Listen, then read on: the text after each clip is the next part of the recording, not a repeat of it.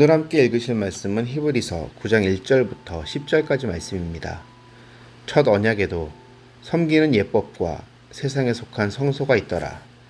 예비한 첫 장막이 있고 그 안에 등잔대와 상과 진설병이 있으니 이는 성소라 일컫고, 또 둘째 휘장 뒤에 있는 장막을 지성소라 일컫나니 금향로와 사면을 금으로 싼 언약궤가 있고 그 안에 만나를 담은 금항아리와 아론의 쌍난 지팡이와 언약의 돌판들이 있고 그 위에 속죄소를 덮는 영광의 그룹들이 있으니 이것들에 관하여는 이제 낱낱이 말할 수 없노라. 이 모든 것을 이같이 예비하였으니 제사장들이 항상 첫 장막에 들어가 섬기는 예식을 행하고, 오직 둘째 장막은 대제사장이 홀로 1년에 한 번 들어가되 자기와 백성의 허물을 위하여 드리는 피 없이는 아니하나니, 성령이 이로써 보이신 것은 첫 장막이 서 있을 동안에는 성소에 들어가는 길이 아직 나타나지 아니한 것이라.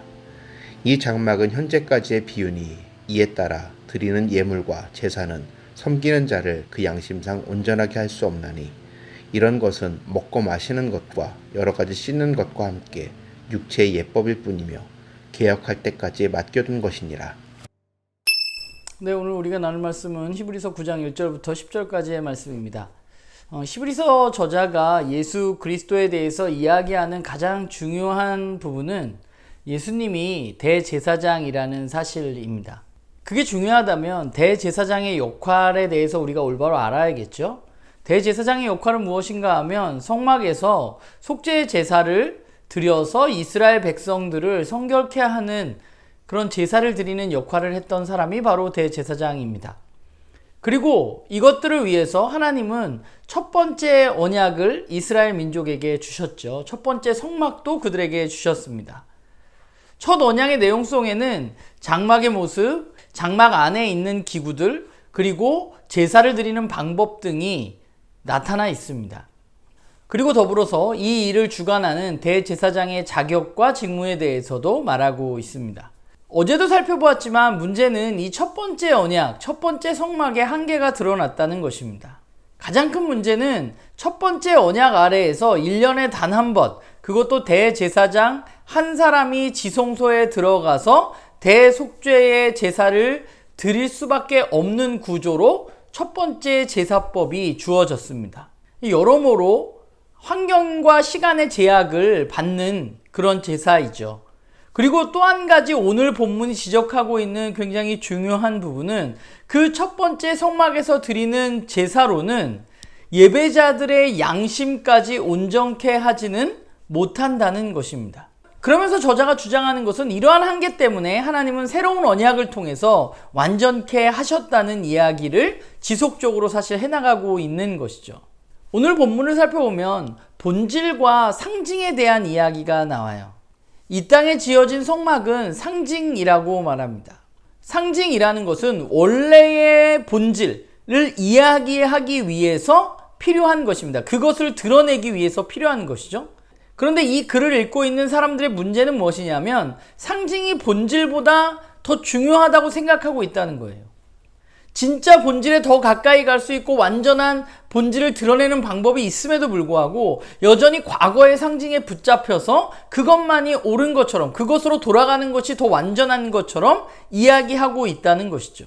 히브리서 저자가 지적하고 있는 것은 문제의 본질이 중요한데 본질이 아니라 상징이 중요하고 그것이 본질인 것처럼 생각하고 있는 당시의 사람들, 유대인 그리스도인들에게 지금 이야기하고 있는 것입니다. 말씀을 읽으면서 그런 생각을 했는데, 하나님의 백성으로 온전케 하지 못하는 옛 언약을 붙잡고 있으면서 그것이 옳다고 주장하고 그것이 더 맞다고 주장하는 사람들을 보면서 예수 그리스도의 완전함을 알고 있고 경험한 히브리서 저자는 설교자로서 얼마나 답답한 마음이 들었을까라는 생각을 좀 해보게 되었던 것 같아요. 만약에 어떤 일을 해결할 수 있는 방법이 주어졌습니다. 그런데 그 방법에 문제가 있다는 것을 알게 됐습니다. 그리고 그 문제를 해결한 더 좋은 완전한 새로운 방법이 주어졌습니다. 그런데 사람들이 문제의 해결보다는 첫 번째 방법이 더 맞다고, 그것이 더 편안하고 그것이 우리에게도 익숙하다고 그 방법을 선택한다면 그게 상식적으로 맞는 것인가 라는 생각을 해보게 돼요. 히브리서 저자가 말하고 있는 게 바로 이 부분인 것 같아요. 더 완전한 방법이 주어졌는데 그것을 따르지 않고 불완전한 방법을 따르는 것이 옳지 않다는 것이죠. 완전한 방법이 있으니 너희들이 그것을 따라서 살아가는 것이 마땅하다고 말하고 있는 것입니다.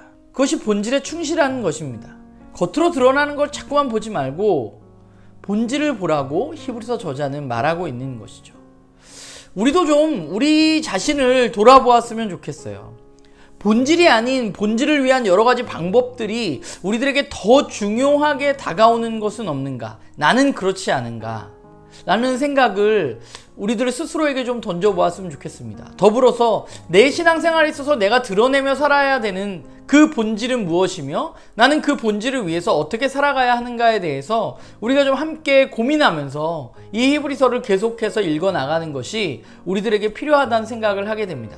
바라기는 우리 모두가 비본질에 얽매여서 그 본질을 해결하는 방법, 상징에 얽매여서 살아가는 사람들이 아니라 본질을 올바로 알고 본질을 드러내는 것, 본질에 더 가까워지기 위해서 애쓰고 노력하는 그런 우리 모두가 되기를 간절히 소망합니다.